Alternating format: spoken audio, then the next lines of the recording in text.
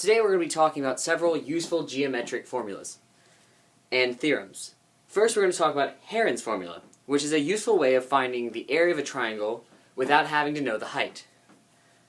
So the formula is area equals the square root of s times s minus a times s minus b times s minus c, where a, b, and c are the sides of a triangle, and where s is equal to a plus b plus c over 2.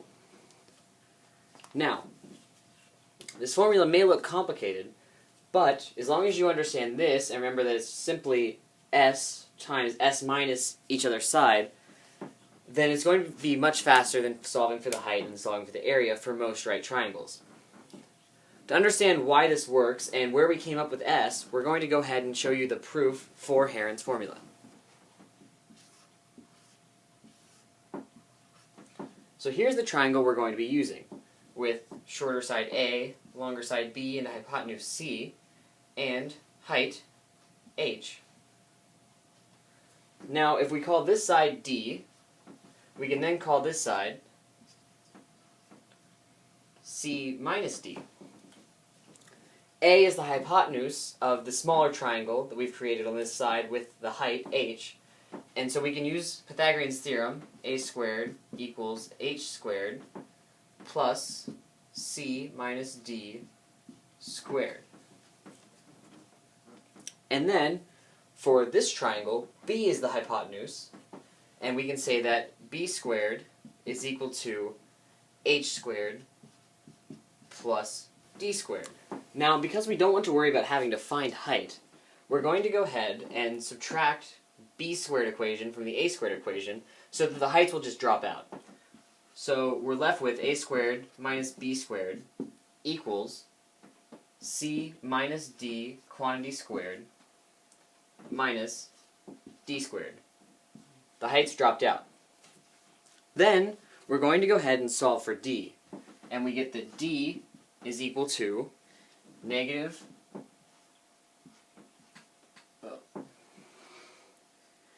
a squared plus b squared plus c squared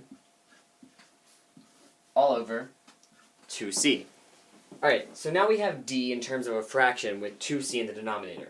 And we're going to use this circled equation, because it's a little bit easier than the top equation, to solve for h. We have d squared in terms of a fraction with denominator 2c, so we also need to get b in those terms.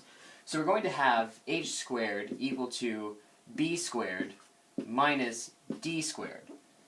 And we're going to plug this in for d, so we need to figure out what we're plugging in for b, and the simplest thing to do is multiply b by 2c over 2c. So we get h squared is equal to the quantity 2bc over 2c squared minus quantity negative a squared plus b squared plus c squared over 2c quantity squared. That will yield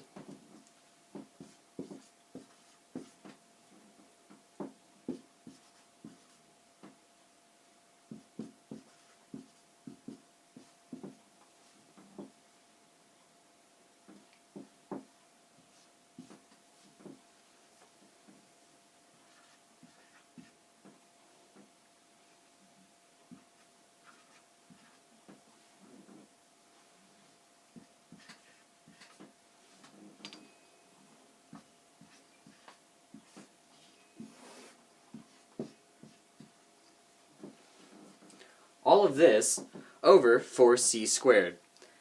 Doing some simplification, we can find that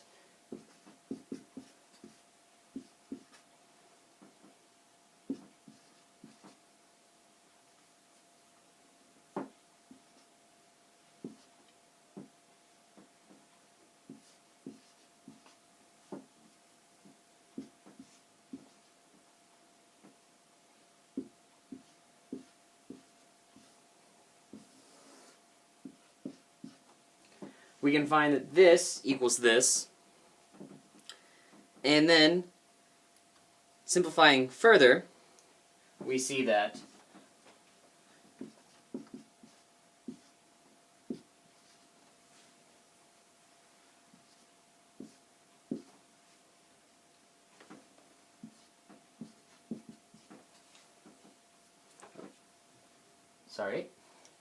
b plus c minus a times b plus c plus a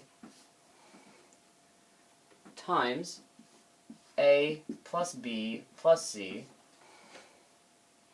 a plus b minus c times a minus b plus c over 4c is all equal to h.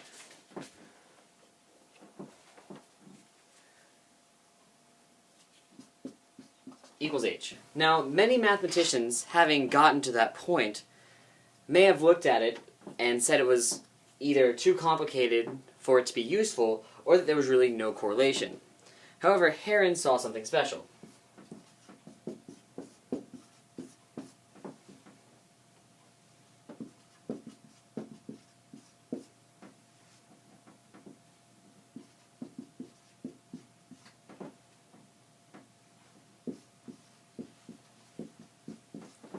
He created a relationship with a variable he made, s, being equal to a plus b, oops, forgot my over 4c squared here.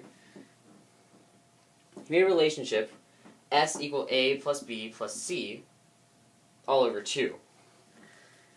And then he plugged this in to this formula and got something pretty miraculous.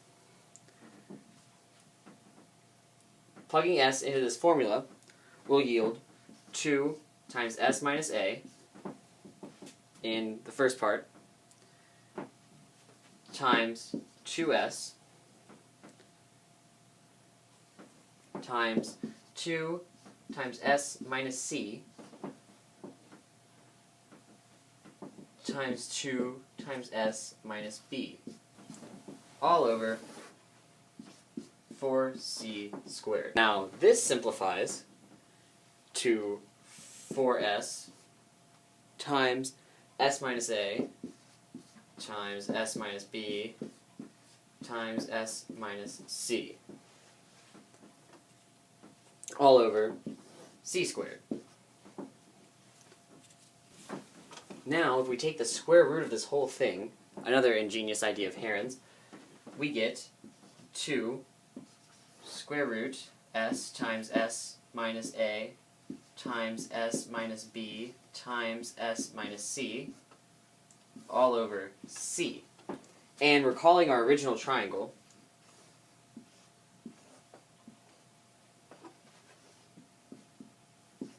our base being c, and our height, h, which we've solved for here,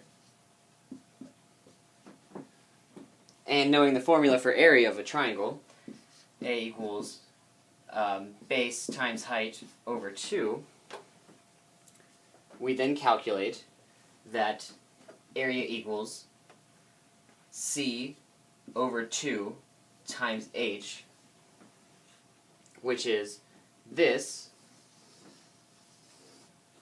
2's cancel, and c's cancel, leaving us with a equals the square root of s times s minus a times s minus b times s minus c. Another important theorem is Morley's Trisector theorem. What Morley came up with was, in any triangle, the 3 points of intersection of the adjacent angle trisectors form an equilateral triangle. So let's think of triangle A, B, C. If we draw angled trisectors from each point,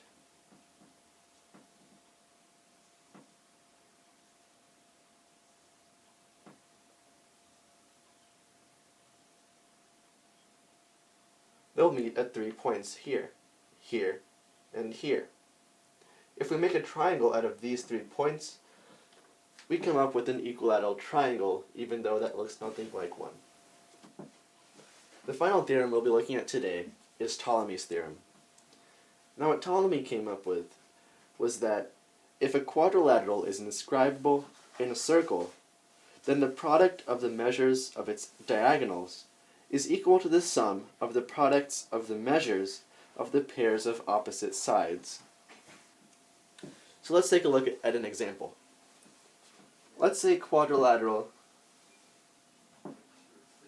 ABCD is inscribed in a circle.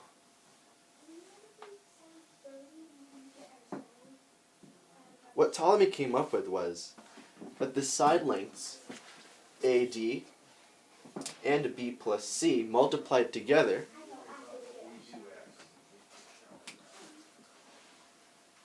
plus CD times AB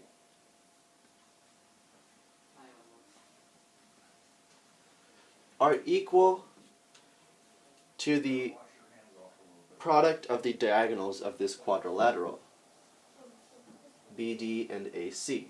So all of this equals AC times BD. Now remember, this formula only works for quadrilaterals that can be inscribed in a circle.